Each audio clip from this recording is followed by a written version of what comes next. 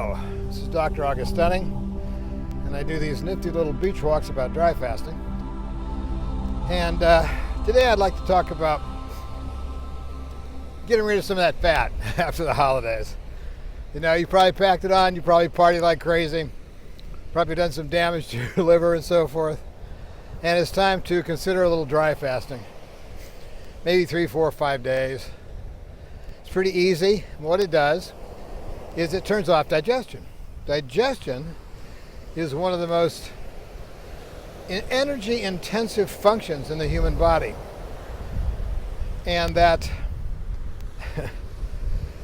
it takes so much chemical energy to grind down food, to mush it up into chyle, to extract it, to distribute it, to sort it, put it in fat cells, use it in mitochondria, all the things it takes.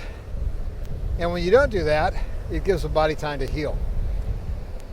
And one of the things I like to suggest to people is to not eat immediately when you get up. You've taken the time to get into autophagy. Autophagy has 3 different phases. You've got macro, micro, and chaperone mediated. It's the chaperone mediated one that you want to get into because that's the one that grinds up all the bad proteins, folded proteins, mRNAs, all the vaccination crap they threw in you. But the problem is, it only turns on after about 6 to 8 hours of sleep. Most people wake up and eat and go to work, and that stops autophagy. But if you're able to not eat, get up, not eat and drink, forgo that coffee till about 11 to 12, you've got 4 or 5 hours in chaperone-mediated autophagy. And that's enough time to do a lot of fixing. The intermittent fasting thing works because intermittent fasting means you really is called timed eating. You know, most of the day you don't eat.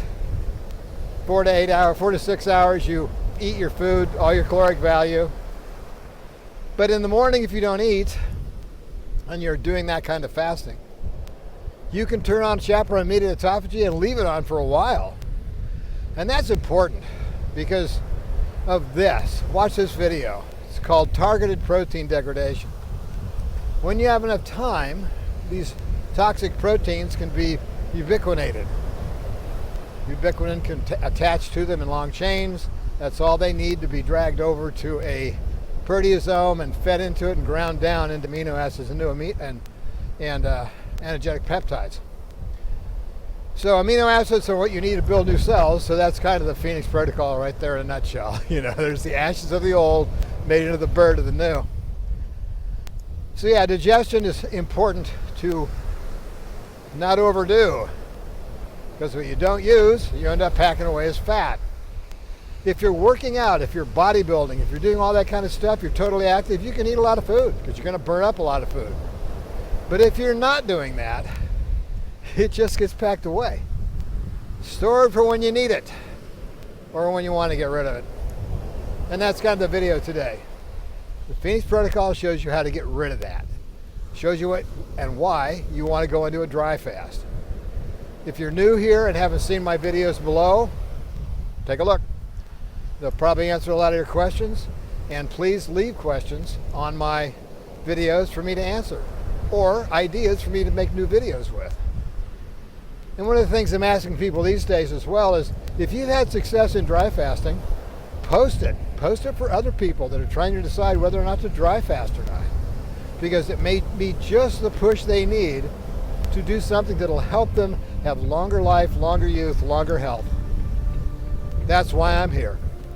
Anyway, I love you guys, and that's it for the day. I'm going to just keep walking and enjoying the wind and the breeze, tuck this phone away and go back to the house.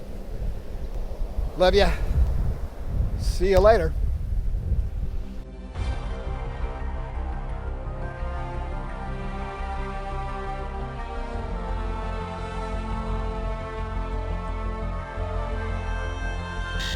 Yes? We have a message. Can you remind people to subscribe, please, sir? What now? Please. Oh, very well.